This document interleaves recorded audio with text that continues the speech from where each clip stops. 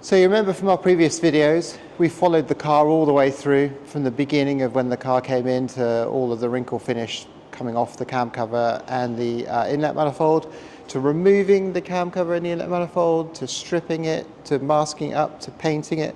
So we now have the finished product. So it's all finished back together. And it is a big job, but it's worth it in the end because the result is, as you can see, a transformation.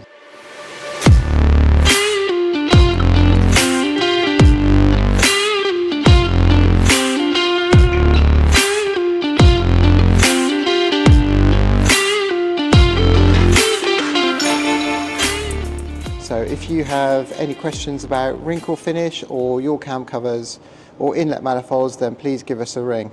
And keep an eye on our videos going forward for any of the other products and bits and pieces that we do that are similar to this. So thank you very much for watching.